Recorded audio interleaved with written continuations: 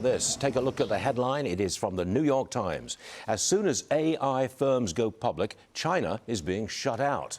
Well, SpaceX has indeed excluded investors in China and Hong Kong from participating in this IPO. Gordon Chang with me this morning.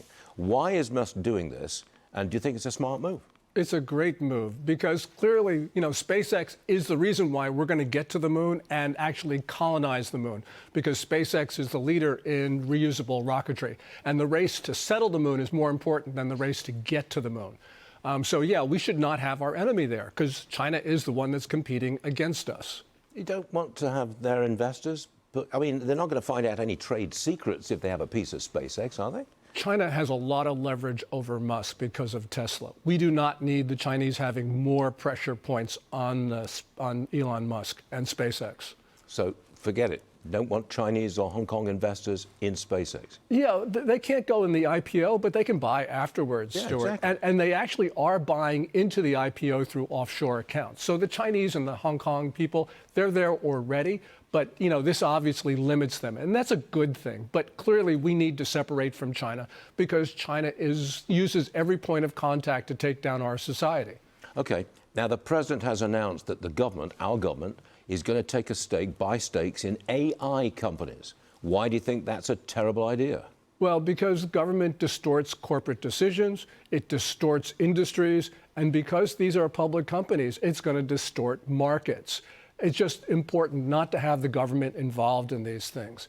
I mean, because this is a slippery slope. I mean, 5%, what's the difference between 5% and 50? There's no principal difference. And by the way, Stuart, the literal translation of the name of China's ruling organization is not the Communist Party of China. It is the Party of Public Assets. Well, the government taking a stake in these companies would be a new source of capital.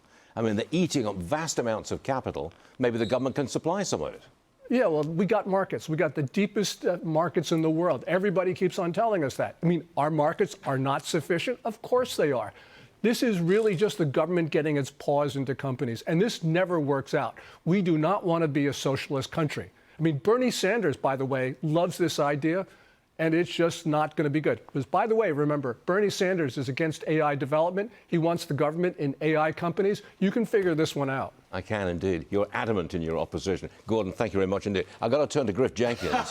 What do you think? Government taking a piece of AI? I think I am on Team Gordon Chang 100%. Name one time that the federal government got involved in ownership of something and made it better.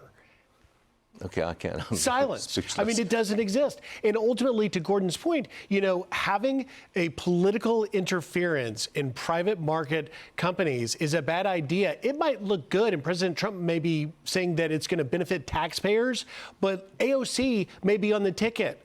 Bernie Sanders, that Gordon was mentioning, right? If President AOC was involved and all of a sudden the government owned all these AI companies, that's a dangerous prospect, I think. And so you really got to think this thing through. I think opinion is clean cut on this particular issue, on this particular day on this program. No communists at this table. No, certainly not. No. Thanks, Gordon. That was good. All right, everyone.